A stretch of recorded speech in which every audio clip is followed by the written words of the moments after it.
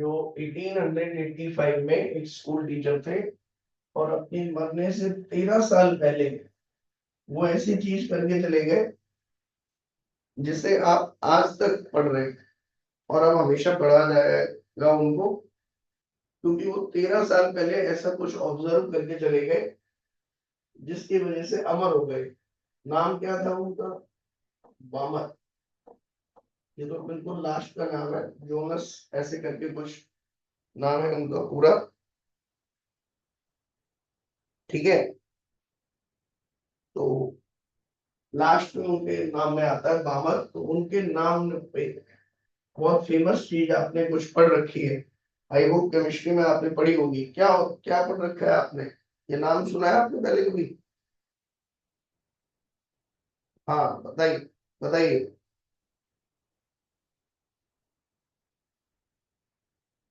Sir light spectrum में बामर series. हाँ बेटा। लाइट स्पेक्ट्रम में एक सीरीज होती है, बामर सीरीज। हाँ, लाइट स्पेक्ट्रम में एक सीरीज होती है ना? तो देखो, दो वर्ड आए आपके सामने अभी, शगुन ने बोले, एक तो स्पेक्ट्रम और एक इस स्पेक्ट्रम में एक सीरीज। ठीक है, तो ये जरा ध्यान से समझिए बेटा, ये क्या है, what is spectrum and what is series, है ना? सबसे पहले ये आपको पता होना चाहिए व्हाट इज स्पेक्ट्रम, और फिर आपको पता होना चाहिए व्हाट इज सीरीज। क्योंकि बाबर ने जो ऑब्जर्व किया, that was a series in A spectrum. ठीक है, तो पहले हम समझते हैं what is spectrum. Atomic spectrum, ये क्या है? What is atomic spectrum?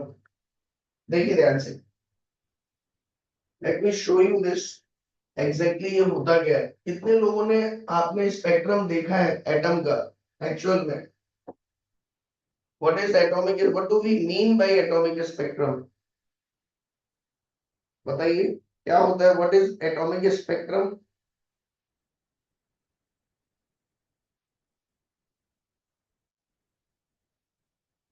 Yes, बताइए बेटा, what is atomic spectrum? Sir जब किसी भी एटम के अंदर इलेक्ट्रॉन एक्साइट होता है और वापस नीचे जा रहा होता है तो वो लाइट एमिट करता है। तो उन्हीं से एक मतलब कि अरेंज करके स्पेक्ट्रम बनाया जाता है। जब वो लाइट इमिट करता है हाइयर ऑर्डर, देखो, ये तो ठीक है, ये वाली चीज बिल्कुल ठीक है कि एटम के अंदर से बाहर की तरफ एटम से कोई लाइट आती हुई दिखाई देती है, उसको हम बोलते हैं, उन लाइट के कलेक्शन को ही हम बोलते हैं स्पेक्ट्रम, है ना? तो ये स्पेक्ट्रम दो तरह के होते हैं बेटा। आपने रीजन बता दिया, मैंने तो केवल बस इतना पूछा था व्हाट वाज स्पेक्ट्रम। ठीक, तो अगर किसी भी एटम, ध्यान से बताइए, किसी भी एटम के अंदर से निकलने वाली लाइट को हम क्या कहेंगे? किसी भी एटम के अंदर से निकलने वाली लाइट को हम क्या कहेंगे? इलेक्ट्रोमैग्नेटिक स्पेक्ट्रम या एटॉमिक स्पेक्ट्रम। ठीक है, तो मुझे ये बताओ कि मान लो तुम्हारे पास एक कंटेनर में, तुम्हें देखना है इस स्पेक्ट्रम को, कैसे देखोगे बताओ? जैसे एक कंटेनर में मान लो हाइड्रोजन है, हाइड्रोजन गैस, क्या इसके आसपास आपको दिखाई दे रहा होगा लाइट निकलती हुई, एटॉमिक स्पेक्ट्रम? बताइए। No sir. नहीं दिखेगी? No sir. क्यों नहीं दिख रही है? क्योंकि सर लाइट ऐसे कैसे दिख जाएगी? हम्म, लाइट ऐसे कैसे दिख जाएगी सर, बिना कुछ मटेरियल लगाए आसपास वैसे? बिना कुछ मटेरियल लगाए आसपास। लाइट नहीं दिखेगी? No sir. अच्छा, मतलब लाइट को देखने के लिए कोई मटेरियल चाहिए?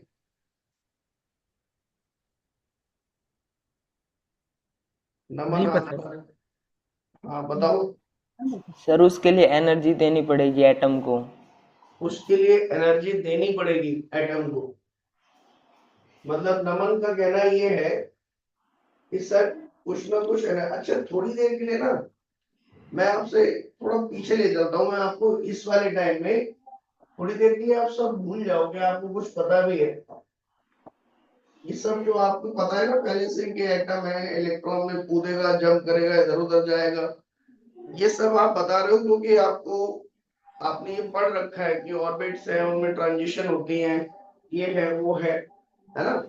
आप ये थोड़ा दिमाग खाली करो, पहले खाली करके दिमाग ले चलो उस टाइम में जहां पर केवल और केवल आपको रदरफोर्ड के मॉडल की नॉलेज है, बस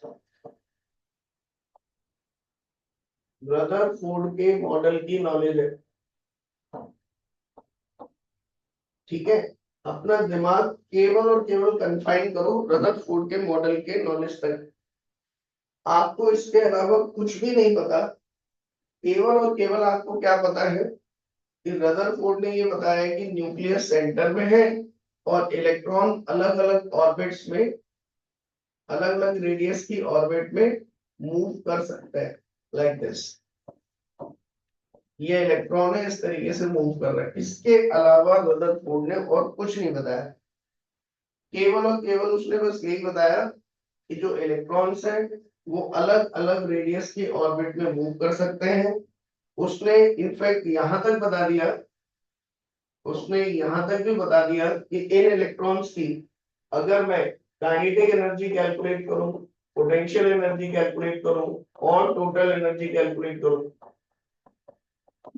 तो ये एनालिसिस भी करके रदरफोर्ड ने आपको दे दी कि mv² r is equal to जो इलेक्ट्रोस्टैटिक फोर्स न्यूक्लियस इस पे लगाएगा दैट इज के ई स्क्वायर।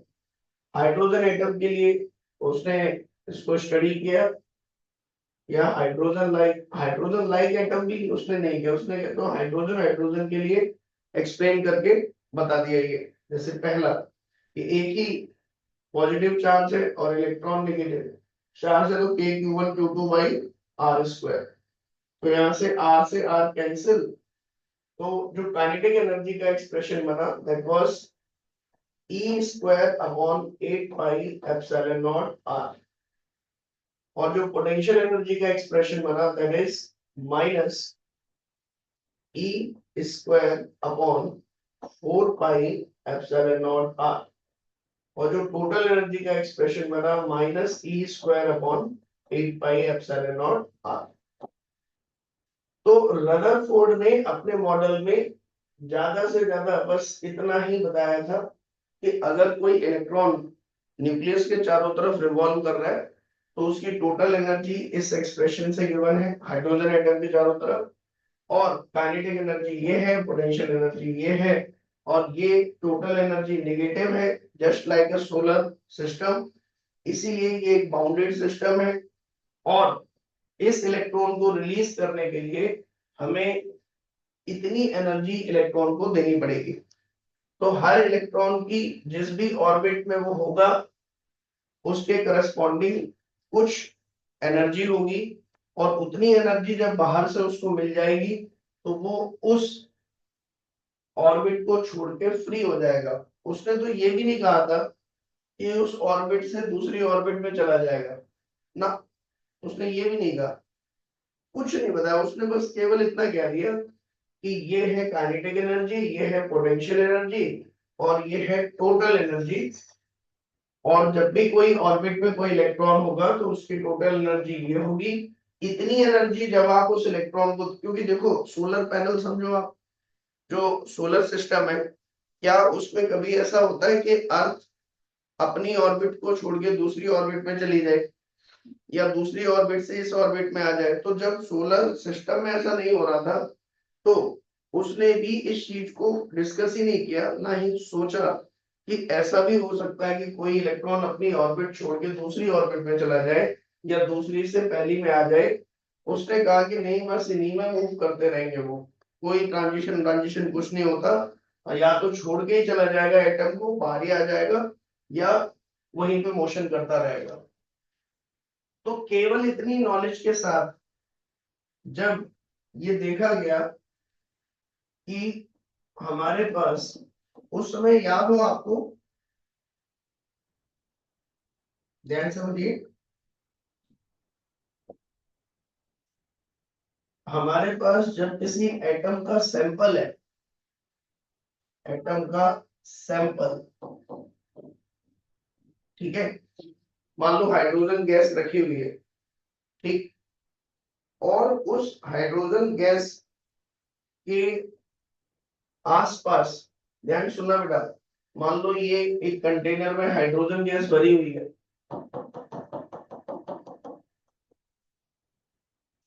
ठीक है, तो याद करिए थॉमसन से भी पहले लोगों ने ये पता कर लिया था कि अगर हम किसी गैस के दोनों ओर एक हाई वोल्टेज अप्लाई करें, हाई वोल्टेज, तो किसी भी गैस के दोनों तरफ जब एक हाई वोल्टेज अप्लाई किया जाता है तो ये चीज रदरफोर्ड के मॉडल से बहुत पहले ही डिस्कवर हो गई थी। तो वो जो हाइड्रोजन गैस है बेसिकली वो लाइट इमिट करती है, लाइट इमिट करती है, ठीक है। तो थॉमसन इसी को स्टडी कर रहे थे कि आखिर ऐसा क्यों होता है, और उस स्टडी के चक्कर में उन्होंने इलेक्ट्रॉन डिस्कवर कर लिया था कि ऐसा करने से यहाँ कैथोड से कुछ निकलता है, और वो जो कुछ निकलता है उसको हम क्या बोलते हैं, इलेक्ट्रॉन, उसको क्या बोलते हैं, इलेक्ट्रॉन। लेकिन क्वेश्चन अभी भी यही था कि आखिर ये लाइट क्यों निकल रही है, why this light is coming out, ठीक है। रदरफोर्ड का मॉडल इस चीज को एक्सप्लेन नहीं कर पाया कि ये लाइट क्यों निकल रही है।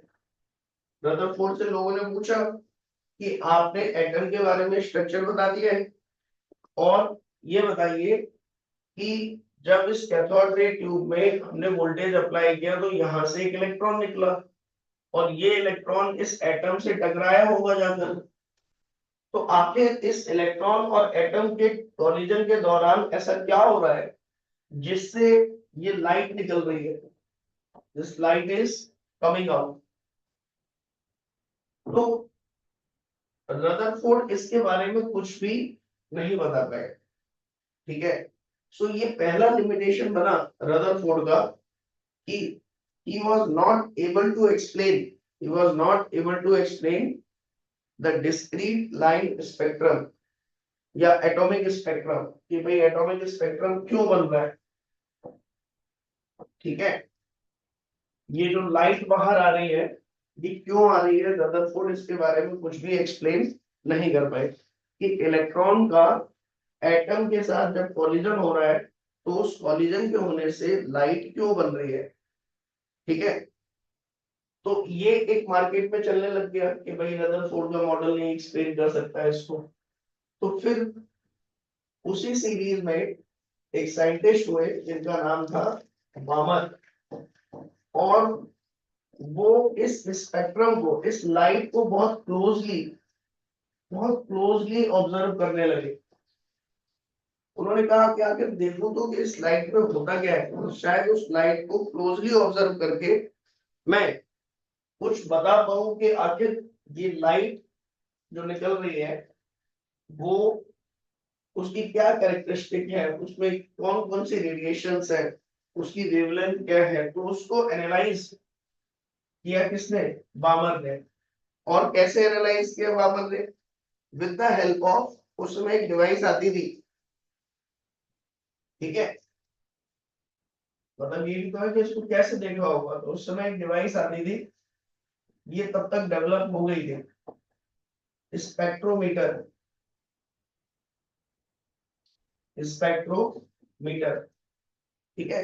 स्पेक्ट्रोमीटर एक पूरी डिवाइस है जिसके अंदर अगर आप देखेंगे तो एक डिफ्रैक्शन ग्रेटिंग होती है, डिफ्रैक्शन ग्रेटिंग, और माइक्रोस्कोप वगैरह ये सब भी फिट रहता है इसी के अंदर।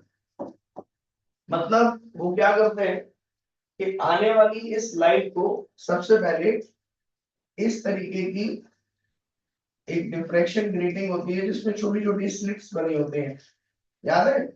अभी एक्चुअल में डिफ्रैक्शन वर्ड आपने अभी नहीं पढ़ा है। दिक्कत ये हो गई है कि आपके स्कूल में सिलेबस में ये चैप्टर आगे रख दिया है, जबकि एनसीईआरटी वालों ने तो सही जगह पे रखा है एटम को, है ना?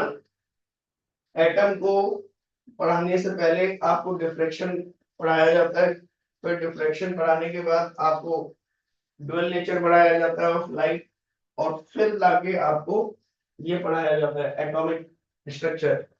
क्योंकि हिस्ट्री में जैसे जैसे डेवलप हुई चीजें ठीक वैसे ही आपको ट्वेल्थ में पढ़ाई जा रही है उसी ऑर्डर में। लेकिन अभी स्कूल वालों ने पहले ये रख दिया है एटम, तो कुछ नॉलेज फॉर ग्रांटेड हम मान के चल रहे हैं। तो जब हम डिफ्रैक्शन चैप्टर पढ़ेंगे तब हम बताएंगे कि एग्जैक्टली स्पेक्ट्रोमीटर कैसे काम करता है। तो कुल मिला के अभी आप ये समझ लीजिए कि स्पेक्ट्रोमीटर वाज ए डिवाइस जिसकी हेल्प से बामर ने इस लाइट को देखा, ठीक है? और जब बामर ने इस लाइट को देखा ध्यान से, तो उसे क्या दिखाई दिया? ध्यान से देखें, let me show you exactly कि बामर ने जब इस लाइट को देखा तो उसको क्या दिखा और कैसे उसने इस स्पेक्ट्रोमीटर को यूज किया। आज की डेट में भी आप स्पेक्ट्रोमीटर से ये स्पेक्ट्रम देख सकते हो, ठीक है? कैसे देख सकते हैं, लेट अस सी क्या दिखाई देता है एग्जैक्टली, वो देखना ही चाहिए आपको। तब हम उस स्टेज में पहुंचेंगे कि बामर को क्या लगा होगा, बामर ने क्या प्रेडिक्शन किया होगा, ठीक है, जब उसने ये सीरीज देखी होगी। तो ठीक बिल्कुल वैसे ही आप देखिए और फिर आप बताना मुझे कि आपको क्या मतलब समझ आ रहा है इस सीरीज को देख के या इस स्पेक्ट्रम को देख के, ठीक है? थोड़ी देर के लिए कोई भी एक्सप्लेनेशन आपके दिमाग में है जो पहले से या जो नॉलेज है उसको थोड़ा साइड में रखिए और एकदम बामर बन जाइए, और बामर बन के स्पेक्ट्रोमीटर से स्लाइड को देखिए और फिर वहां से मुझे बताइए कि आप क्या क्या कंक्लूजन ड्रॉ कर सकते हैं, ठीक है?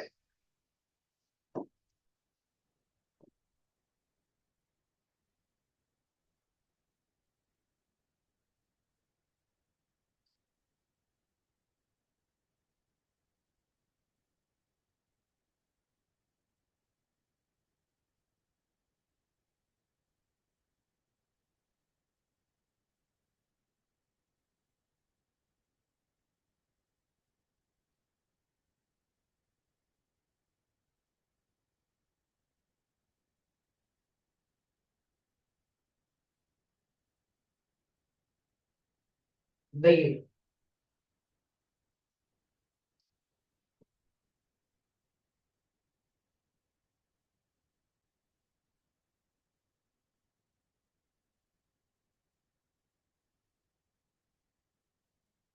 आई होप आपको स्क्रीन विजिबल होगी।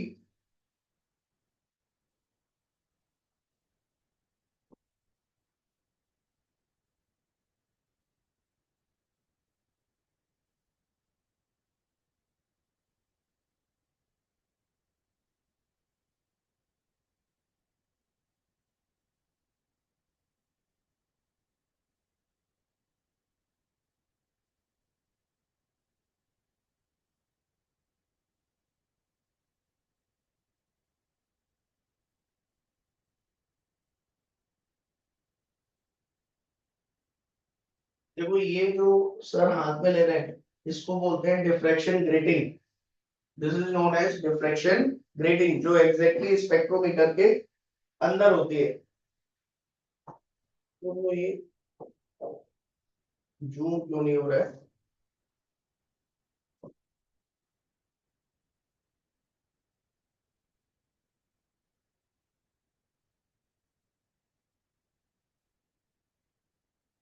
एक मिनट रुकना बेटा, इसको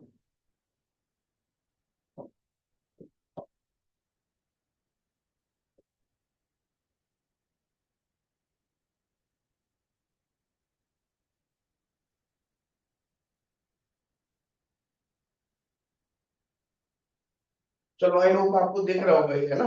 स्क्रीन पे दिख रहा है ना सभी को? ठीक है, देखो ध्यान से। ये जो सर के हाथ में है अभी, इसको डिफ्रैक्शन ग्रेटिंग बोलते हैं। ये एक शीट है जो स्पेक्ट्रोस्कोप के वैसे तो अंदर लगी रहती है, आप ऑनलाइन ऑर्डर भी कर सकते हो इसको।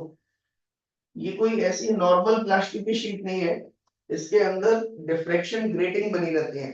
तो जब आप ऑर्डर करें तो डिफ्रैक्शन ग्रेटिंग करके शीट ऐसे ऑर्डर कर सकते हैं। अब जब ये कोई भी लाइट, आप जैसे ये आप लाइट देख रहे हो अभी, किसी भी लाइट के आगे जब आप इस शीट को रखोगे लाइक दिस, देखो, अब जब आप शीट के थ्रू इसको देख रहे हैं कैमरे से, तो इस व्हाइट लाइट से के सोर्स से जो लाइट निकल रही थी, उसको ये शीट, ध्यान से देखिए बेटा, it's very important. White light को हमने क्या किया, डिफ्रैक्शन ग्रेटिंग पे डाला।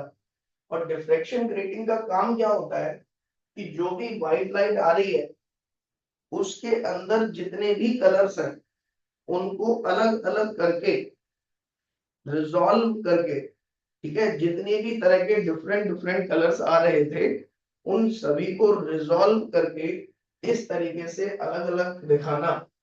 और अगर आप बहुत ध्यान से देखें तो वॉयलेट से जा रही है चीज रेड तक, मतलब जितने 7 कलर है उसमें अभी इस व्हाइट लाइट में, तो उसमें सिंस व्हाइट लाइट में 7 कलर होते हैं, तो डिफ्रैक्शन ग्रेटिंग का काम क्या है, उसको इस तरीके से आप लगा के जब देखोगे तो आपको सातों कलर का एक स्पेक्ट्रम दिखाई देगा, जिसे हम कहते हैं व्यू क्योर।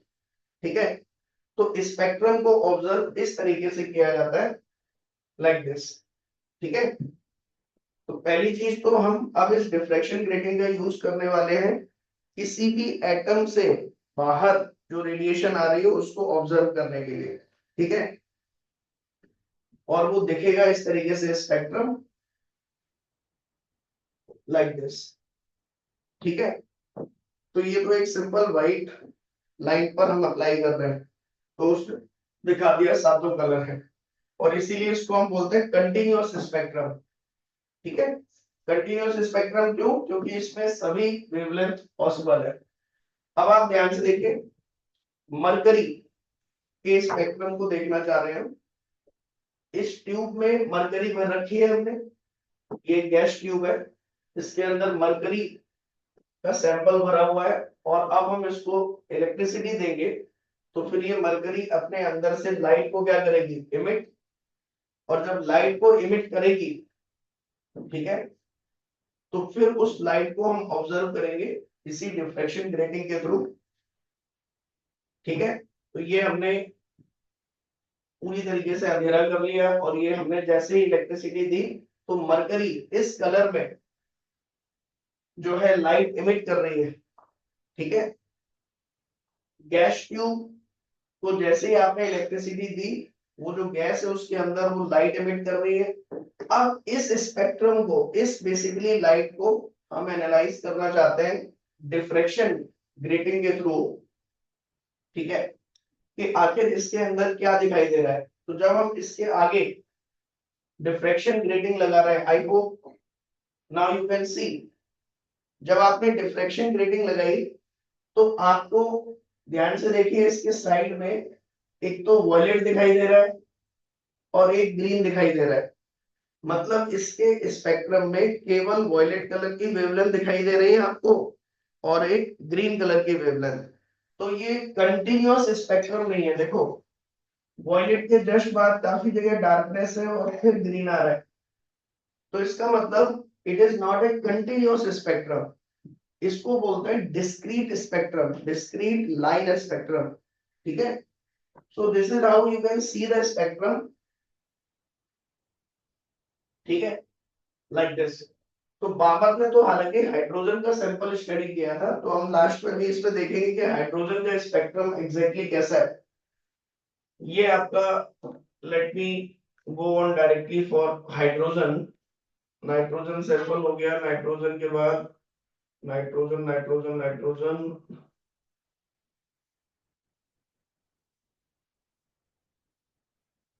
नहीं बताएगा हमने।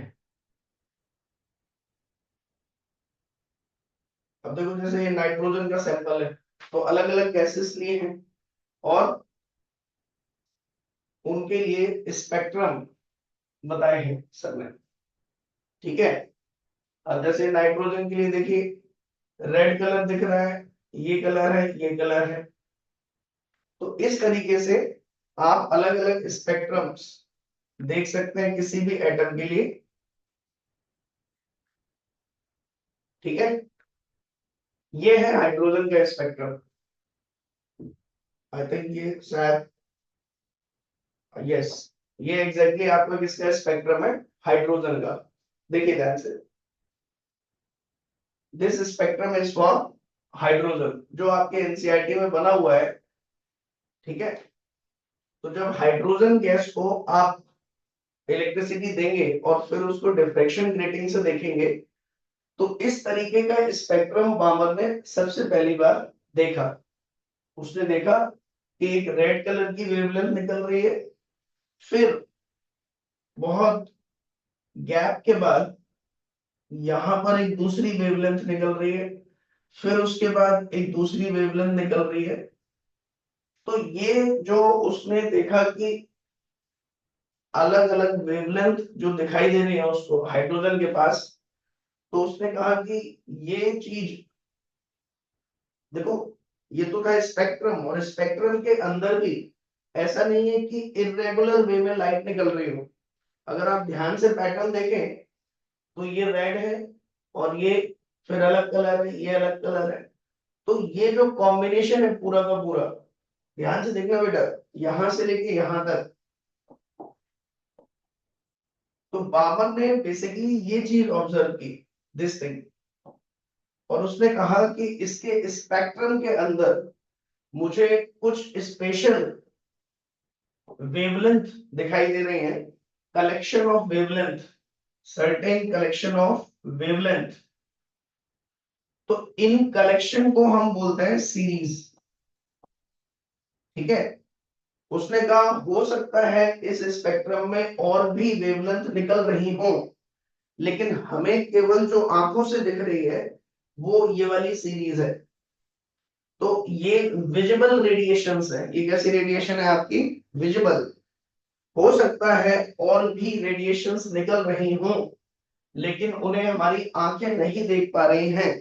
तो हो सकता है कि जो ये वेवलेंथ का कलेक्शन है, ऐसा ही कोई और भी कलेक्शन हो जिसे हमारी आंखें नहीं देख पा रही इस टाइम पे। तो अगर आप एनसीईआरटी में देखेंगे, let me show you the picture which is given by NCERT. Let me now close this.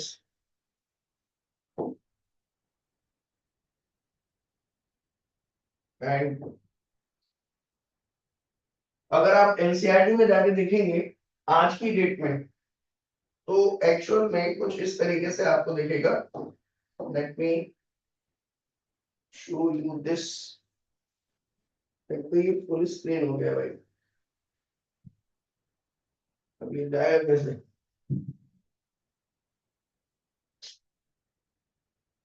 अगर एनसीईआरटी आपके पास है तो आप ओपन करो उसको, और ओपन करने के बाद एक मिनट रुकना बेटा, स्क्रीन चिपक गई। तब तक एनसीईआरटी ओपन करें आपको।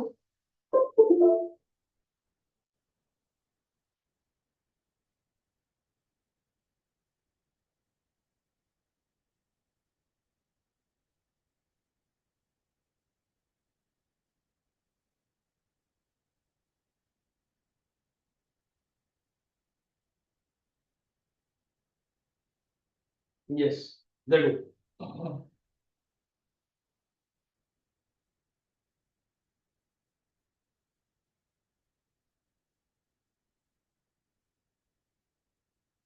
तो अगर मैं आपसे कहूं इस समय जो आपके सामने स्क्रीन पे डेफिनेशन लिखी है, किसकी लिखी है, इमिशन स्पेक्ट्रम की, जो अभी अभी आपने देखा है ना। इमिशन स्पेक्ट्रम की डेफिनेशन आपने अभी अभी, या इमिशन स्पेक्ट्रम आपने अभी अभी देखा कि होता क्या है। तो आप इसको अगर डेफिनेशन में देना चाहें, an emission spectrum is a collection of different wavelength of EM wave radiation emitted by atom and molecules when they move from a higher energy state to lower energy states। ये जो definition दे दी, ठीक है, ये हम बाद में देखेंगे कि इसका क्या मतलब है लास्ट वाली लाइन का। ठीक, एनसीईआरटी में जो आपका डायग्राम दिया हुआ है एटम का, अगर आप उसको देखें खोल के, तो आपको इस तरीके की ये इमेज यहाँ पे देखिए, दिस वन,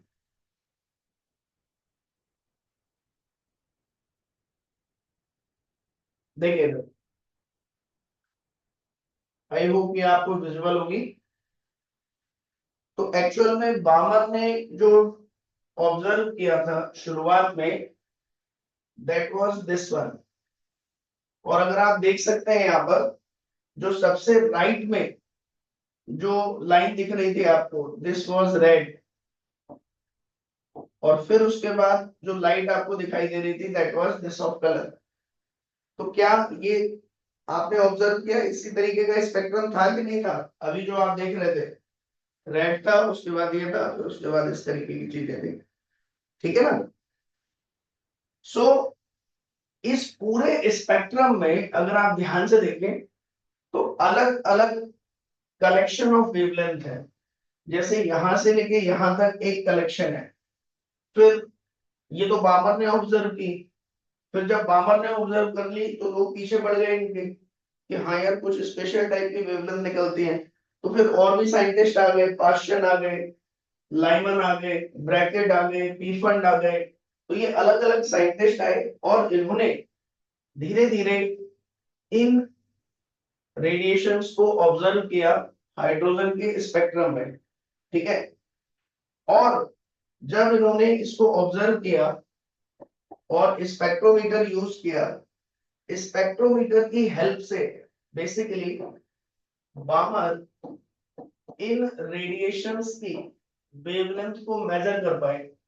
जो रेड कलर निकल रही थी, है ना, अलग अलग, फिर उसके बाद वॉयलेट, इंडिगो, ये सब जो भी वेवलेंथ आपकी निकल रही थी इससे, ठीक है, उन सभी को स्पेक्ट्रोमीटर की हेल्प से क्या किया, इन्होंने मेजर किया।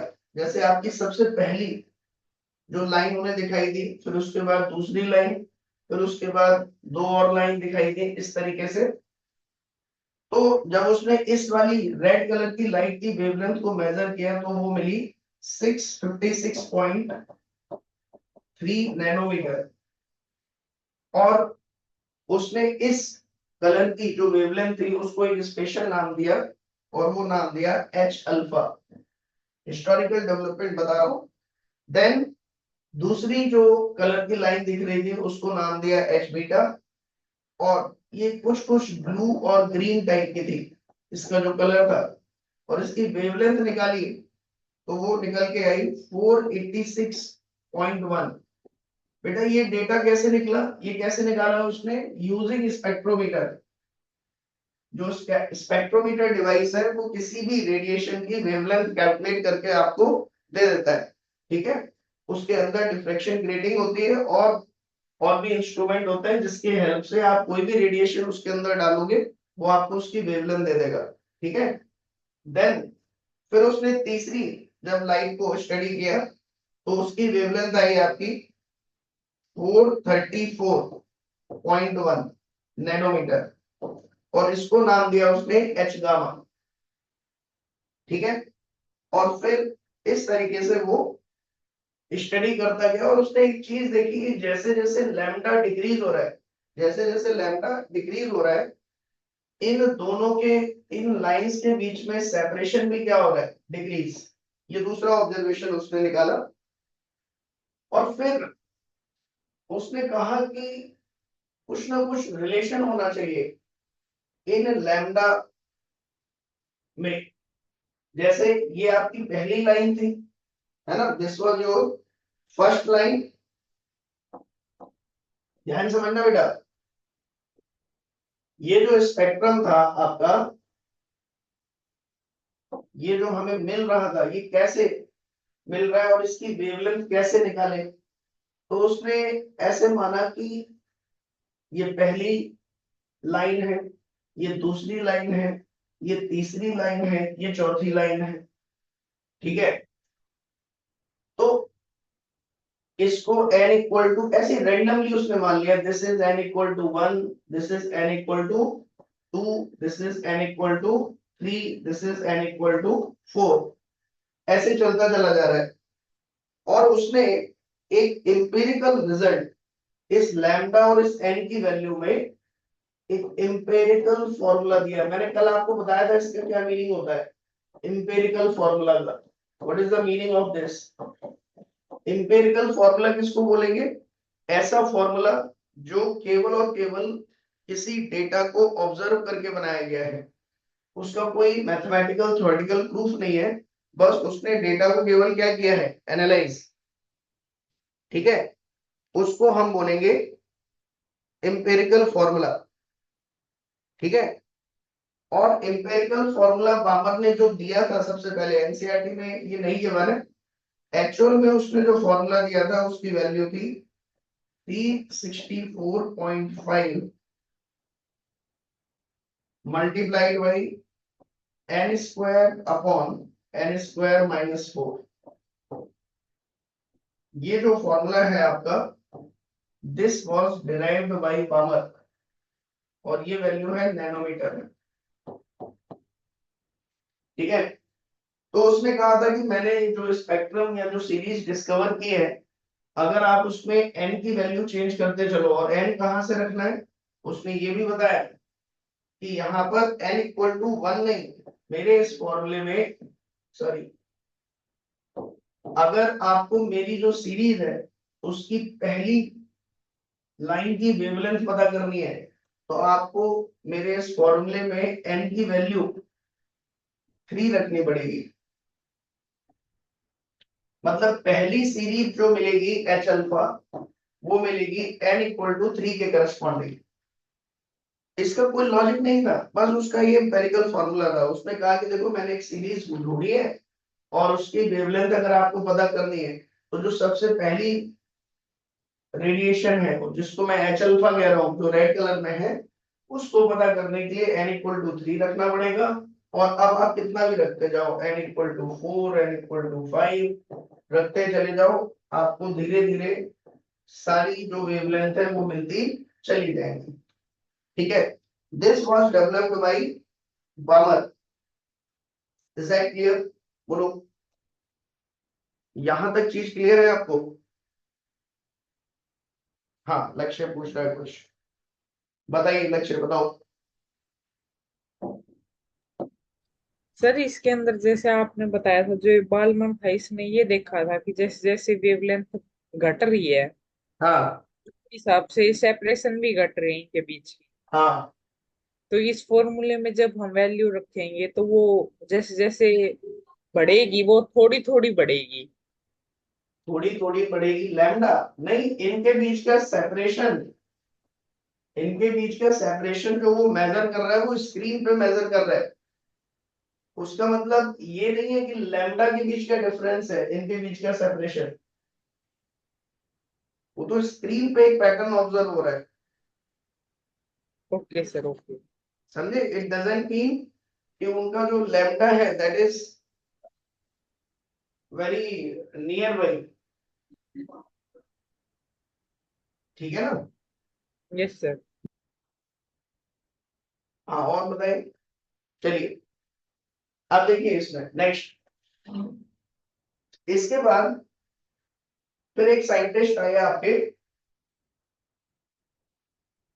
उसी समय के, ये साइंटिस्ट है, ये भी, ये मैथमेटिशियन थे, जोनस रेडबर्ग।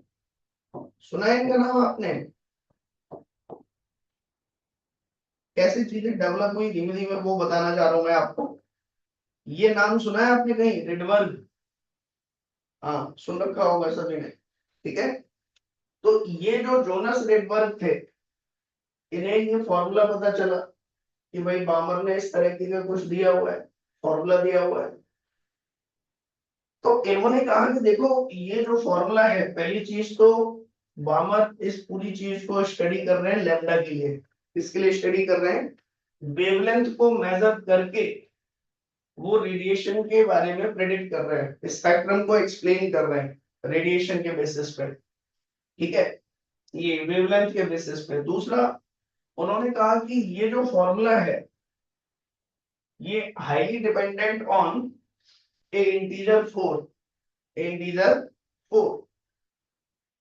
और दूसरा, उन्होंने कहा कि जो सीरीज बामर ने डिस्कवर की है तो वो तो एक ही टाइप की सीरीज है जो कि विजुअल रेंज में आ रही है।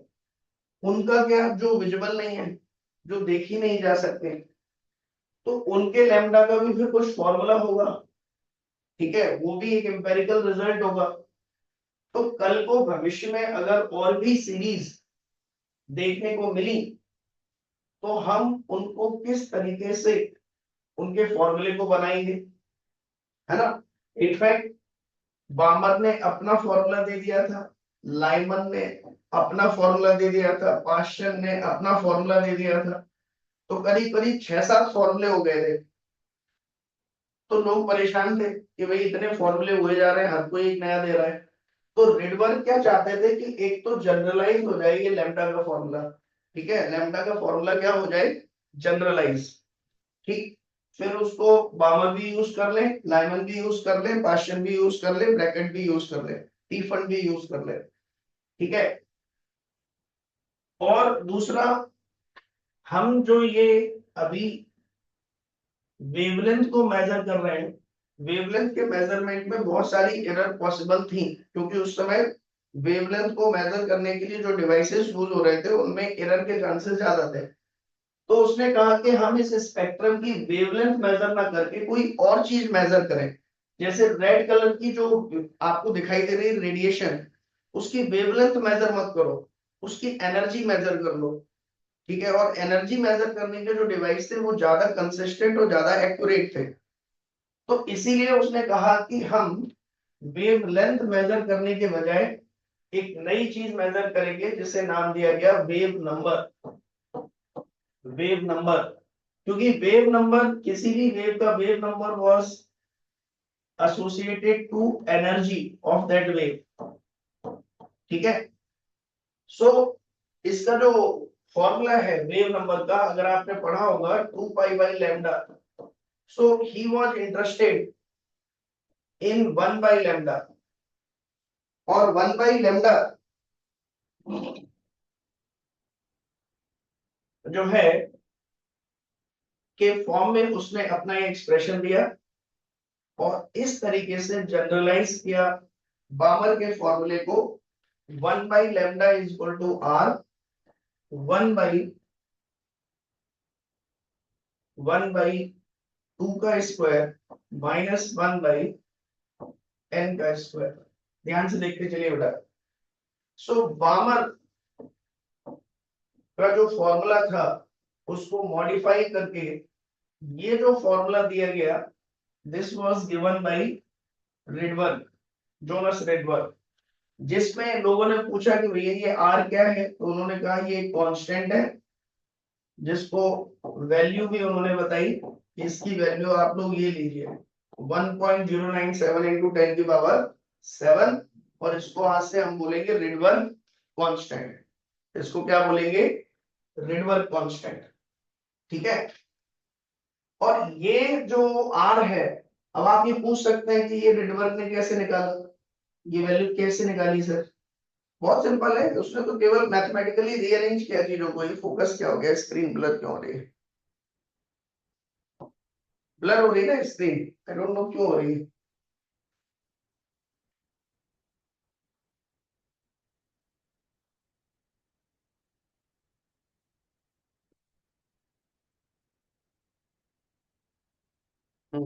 स्क्रीन बताना लक्ष्य, एक बार स्क्रीन ब्लर हो रही है क्या? यस सर, ब्लर हो रखी है। एक मिनट रुकना होगा, क्यों हो रही है ब्लर? अब ठीक है।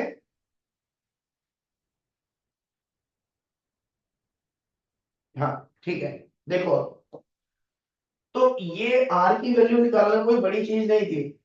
बामर ने किसी एक पर्टिकुलर, मान लो रेड कलर के लिए हम बात कर लें, तो जो फॉर्मूला दिया था बामर ने 364.5 nanometre into n square upon n square minus 4। तो उसने क्या किया, यहां से रेड कलर निकालने के लिए एन की वैल्यू कितनी रख दी, 3। तो यहां से लैम्डा आर निकाल लिया होगा उसने, और वो कितना आया 656.3 नैनोमीटर। तो वो लैम्डा की वैल्यू यहाँ रख दी, एन की जगह क्या रख दिया 3। तो आर की वैल्यू कितने निकल के आई 1.097 इंटू 10 की पावर 7। और फिर उसने ये कहा कि ये जो रिटवर्क कांस्टेंट है ये केवल बामर के लिए नहीं, आप यहाँ n की वैल्यू बदलते जाइए, आप यहाँ n की वैल्यू या ये इंटीजर बदलते जाइए, ये 2 यहाँ पर 2 होगा बामर के लिए। और अगर मैं इसको 2 को बदल दूं, मान लो r इंटू 1/1 माइनस 1/n² कर दूं, यहाँ n है 3,4,5, और यहाँ n कहां से शुरू हो जाएगा 2,3,4। आप समझ रहे हो ये सब चीजें कब चल रही थी, जब तक बोर मॉडल आया ही नहीं था। कोई ऑर्बिट वॉर्बिट क्वांटाइजेशन और वो सब कुछ नहीं पता था, क्वांटम नंबर क्वांटम नंबर। अभी तक ये जो एन है बेचारा, ये एक कोई रैंडम नंबर एन है, ठीक है ना। Kunal want to ask something, हाँ कुणाल बोलो। यहाँ पे एन नंबर ऑफ एन क्या है सर? वही डिस्कशन कर रहे थे कि एन इस समय तक एन की वैल्यू कुछ थी नहीं बेचारे की। एन मतलब any random number, just like जब हम कहते हैं ना कि sine theta is equal to 0, तो theta is equal to n pi, तो n is a integer, it can take any value. तो यहाँ पर n was just treated as an integer, कि ये एक n इंटीजर है जिसकी वैल्यू आप यहाँ पर 3 से शुरू करेंगे, यहाँ पर 2 से शुरू करेंगे, ठीक है। तब जाके आपको ये लैम्डा वैम्डा मिलेंगे जो कि एक्सपेक्टेड है। हाँ नमन पूछिए, बताइए। सर अगर हमें फर्स्ट शेल के अंदर लेके जाएं जो पहले वाला फॉर्मूला था शेल एन स्क्वायर शेल तो बोलो ही मत अभी यार, शेल वर्ड तो अभी डिराइव अभी आए नहीं पिक्चर में। शेल क्या होती है, नंबर हाँ n इक्वल टू, ये बताओ कौन से के लिए कह रहे हो। एन इक्वल टू 1 के ऊपर अगर हम निकालना चाहें तो n इक्वल टू 1, हाँ तो ये डिफाइन ही नहीं हुआ ना। मिनिमम ऊपर n की वाला तो वैल्यू हो कहां रहा से शुरू हुई, 2 से, समझ रहे हो। ये है। जो यस फॉर्मूले हैं ये एम्पेरिकल फॉर्मूले थे जो डिराइव किए गए जस्ट डेटा के बेसिस पे। तो उन्होंने देखा कि बामर ने देखा कि जब n की वैल्यू, आप ये कह सकते हो कि इसने 3 से क्यों शुरू की सर, क्योंकि 3 4 5 3 रखते ही उसको वो वैल्यू मिल रही थी लैम्डा की इसमें, जो उसने ऑब्जर्व की है स्पेक्ट्रोमीटर से। इसीलिए उसने 3 से ही शुरू किया। उसने कहा लोगों से कि आपको 3 से ही शुरू करना है। बताओ कुणाल। और अगर n is equal sir to 2 के ऊपर वेवलेंथ निकालनी हुई तो अगर n इक्वल टू, 2 पे वेवलेंथ तो फिर वो वाली वेवलेंथ ये इसने बताई, ये जो आपके लाइन थे, इन्होंने कहा कि इस n की वैल्यू, लाइमन तो बामर तो कह रहे हैं 3 से शुरू करो, मैं कह रहा हूं दुनिया से कि आप n इक्वल टू 2 से शुरू करिए। n इक्वल टू 2 पर आपको अगर यूज करना है, इस n की वैल्यू अगर 2 रखनी है आपको, तो आप मेरा फॉर्मूला यूज करिए, क्योंकि मेरे फॉर्मूले में मैं अलाउ कर रहा हूं n इक्वल टू 2। और वहां से आपको जो वेवलेंथ मिलेगी वो वेवलेंथ आपको दिखाई नहीं देगी, लेकिन वो भी एटम से निकल रही है। बामर ने केवल n इक्वल टू 3 ही अलाउ किया दुनिया वालों को कि भाई n इक्वल टू 3 ही यूज होगा मेरे फॉर्मूले में, 3 से कम यूज नहीं हो सकता। सर अलग अलग कलर्स के लिए अलग अलग वेवलेंथ की एन की वैल्यू कैसे पता करें? अलग अलग कलर के लिए अलग अलग एन की वैल्यू। अलग यही तो है, n इक्वल टू 3 पर, n इक्वल टू 3 पर जो वेवलेंथ मिल रही थी वो बेसिकली किसकी थी, बामर ने बताया एच अल्फा की, यानी कि रेड कलर की। फिर n इक्वल टू जैसे ही 4 रखा उसने, तो 4 के बाद जो अगली वेवलेंथ मिल रही है वो अगले कलर की है, एच बीटा की, जो स्पेक्ट्रम में मिल रहा था उसको। सर इस हिसाब से तो सिर्फ 7 ही वो नंबर होंगे एन की वैल्यू, तो इसने इनफाइनाइट दी हुई है। नहीं, 7 क्यों है, 7 क्यों है उसमें जितने भी, ध्यान से समझिए, ये पहला रेड है, फिर उसके बाद यहाँ पर धीमे धीमे हमने बताया था ना कि ये स्पेसिंग कम होती जा रही है, यस सर। तो ये जो स्पेसिंग कम होती जा रही है उसको उसने इस तरीके से अज्यूम किया कि बहुत कम स्पेसिंग हो गई तो हम गिन नहीं सकते, तो इनफाइनाइट निकल रही है रेडिएशंस। तो पहली वाली मिलेगी n इक्वल टू 3 के करस्पॉन्डिंग, फिर n इक्वल टू 4 के करस्पॉन्डिंग, और ये इंफिनिटी के करस्पॉन्डिंग। और ये हमें दिखाई नहीं दे रही, इतनी फेंट है, इसीलिए हमने उसको कितने हैं ये गिन नहीं सकते, इसीलिए कितने मान लिए इनफाइनाइट। ठीक है सर। ठीक है। यस। हाँ, तो फिर इस तरीके से लाइमन सीरीज बन गई। ठीक है, फिर इसके बाद लाइमन, बामर, फिर पाशियन, तो ये तो अब आपने पढ़ रखी होंगी केमिस्ट्री में। यहाँ 3 लगा देंगे तो पाशियन बन जाएगी 1/λ is equal to r into 1/3 का स्क्वायर माइनस 1/n²। ठीक है, ब्रैकेट पी फंड। तो ये सारी चीज डेवलप करते जा रहे थे ये सारे साइंटिस्ट, और इन लोगों से जब इनका रीजन पूछा जा रहा था तो किसी के पास भी कोई रीजन नहीं था। सब कह रहे थे कि हम तो ऑब्जर्वेशन के बेसिस पे दे रहे हैं ये सारी कहानी, ये जो कुछ भी हम बता रहे हैं it is all based on observation. ठीक है,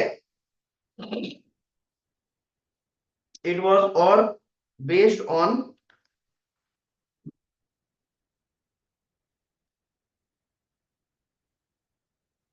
it was all based on observation.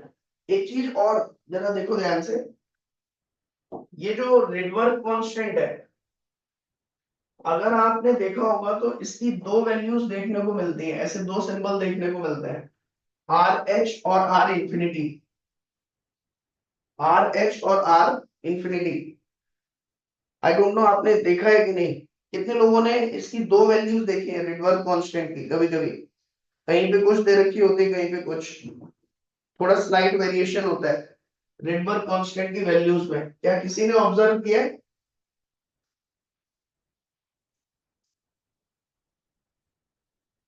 Prince are कर रहे, लक्ष्य, मैं ये कह रहा हूं कि ये जो आर की वैल्यू है, ये दो वैल्यूज देखने को मिलती हैं हमें। जो पुरानी किताब या जो पुराना समय है, पुराना लिटरेचर है, अगर आप उठा के देखेंगे तो उसमें ये वैल्यू मिलती है, आर इंफिनिटी। ठीक है, स्टार्टिंग में ये माना गया था बेटा कि जो हमारा न्यूक्लियस है, जब इलेक्ट्रॉन इसके चारों तरफ चक्कर काटता है तो ये माना गया था कि न्यूक्लियस रेस्ट में रहता है। ठीक है, because its mass is very large as compare to electron mass, मतलब इलेक्ट्रॉन को इस एटम का, इस न्यूक्लियस का जो मास है वो अपने मास के कंपैरिजन में इनफाइनाइट दिखाई देता है।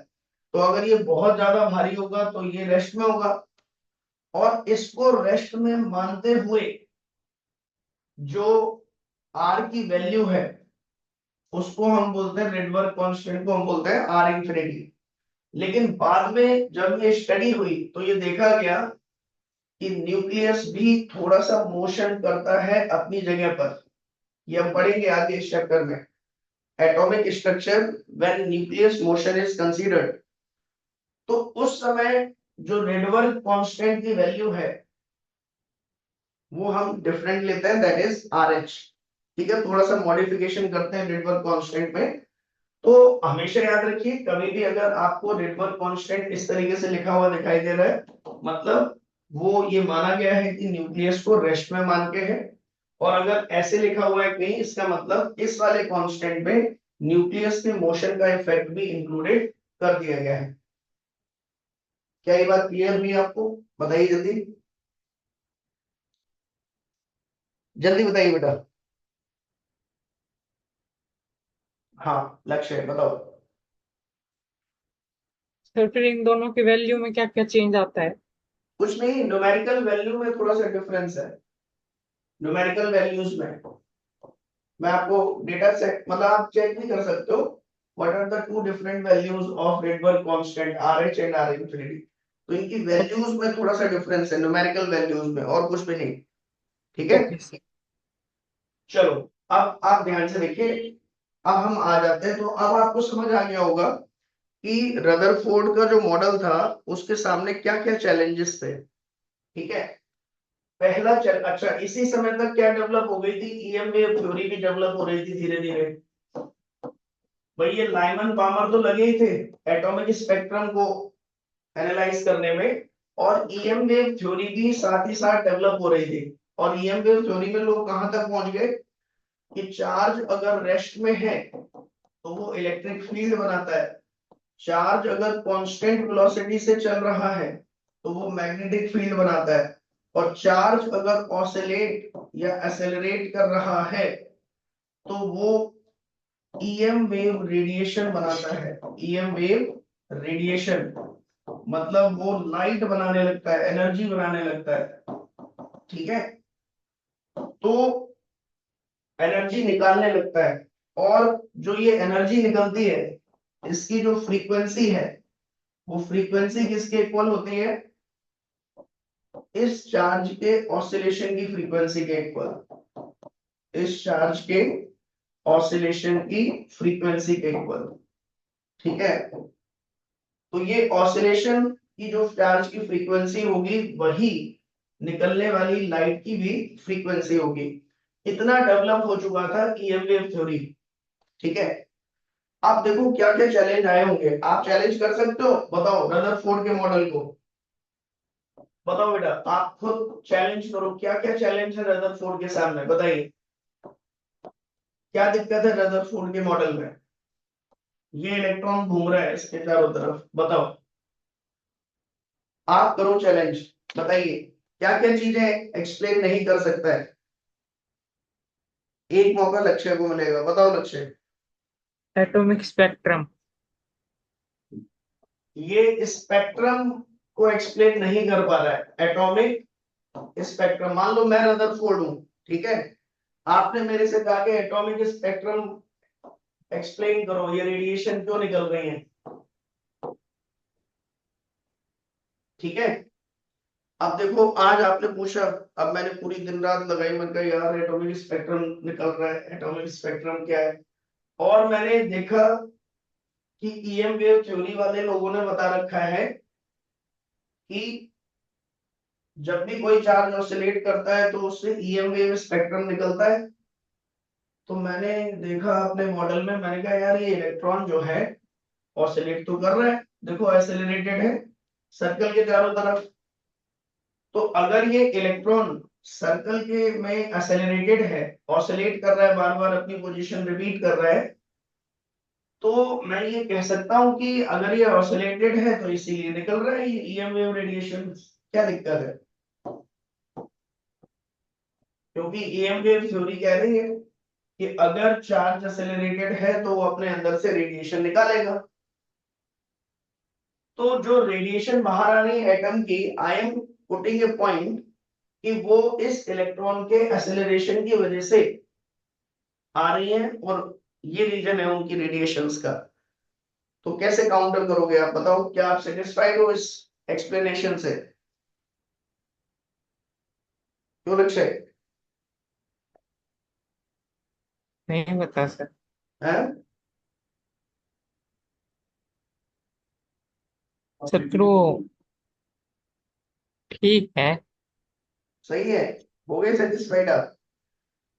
आप में से कौन इस चीज से सेटिस्फाइड नहीं है कि ये जो रीजन दिया रदरफोर्ड ने कि इलेक्ट्रॉन के एक्सेलरेट होने से रेडिएशन निकल रही है बाहर, ईएम वेव रेडिएशन निकल रहे हैं।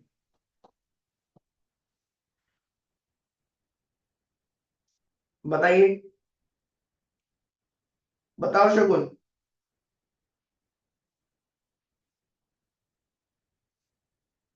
बताओ बताओ जल्दी बताओ। फिर पता नहीं। देखो आप थोड़ा इसमें सोचो बेटा ध्यान से। ईएम वेव थ्योरी ये कहती है कि जो भी रेडिएशन निकलेगी उसकी जो फ्रीक्वेंसी होगी that is equal to frequency of oscillating charge. तो रदरफोर्ड ने तो ये कहा था कि इलेक्ट्रॉन एक ही ऑर्बिट में घूमता रहेगा। तो अगर इलेक्ट्रॉन एक ही ऑर्बिट में घूम रहा है, ध्यान समझिए, तो वो जो रेडिएशन बाहर निकालेगा उसकी एक फ्रीक्वेंसी होगी उस पर्टिकुलर इलेक्ट्रॉन की। और फिर रदरफोर्ड ने यह भी कहा कि किसी भी रेडियस की ऑर्बिट पॉसिबल है, यानी कि अगली जो ऑर्बिट होगी जिसकी रेडियस आर से थोड़ी सी ज्यादा होगी, बिल्कुल थोड़ी सी ज्यादा, तो उससे निकलने वाली फ्रीक्वेंसी भी पहले वाले के कंपैरिजन में बिल्कुल थोड़ी सी ज्यादा होगी। यानी कि इसका जो स्पेक्ट्रम था रदरफोर्ड के अकॉर्डिंग, उस स्पेक्ट्रम में जो फ्रीक्वेंसीज थी वो बिल्कुल कंटिन्यूअस होंगी। सुनो, कंटिन्यूअस स्पेक्ट्रम इज पॉसिबल। भाई अगर हम ईएम वेव थ्योरी को भी मान लें जो रदरफोर्ड ने यूज करने की कोशिश की स्पेक्ट्रम को एक्सप्लेन करने के लिए, रेडिएशंस को एक्सप्लेन करने के लिए, तो काफी समय तक तो वो यही कहता रहा, समझ रहे हो, कि ये जो एटम के चारों तरफ रेडिएशंस निकल रहे हैं उनका रीजन ये है कि ये इलेक्ट्रॉन एक्सेलरेटेड है जिनसे रेडिएशंस निकल रहे हैं, और रेडिएशंस जो है वो हमें दिखाई फिर बाहर जो है हमें फील होते हैं। लेकिन जब बामर वगैरह ये लोग आए और इन्होंने ऑब्जर्वेशन किए तो उन्होंने बताया दुनिया को कि ये जो फ्रीक्वेंसीज होती हैं वो इतनी पास पास नहीं होती, डिस्क्रीट होती हैं। मतलब एक्चुअल में रदरफोर्ड क्या एक्सप्लेन नहीं कर पाए, discrete line spectrum, discrete line spectrum. Atomic spectrum की तो फिर भी उन्होंने एक एक्सप्लेनेशन दे दी, बट डिस्क्रीट क्यों है ये एक्सप्लेन नहीं कर पाए रदरफोर्ड। बोलो नमन।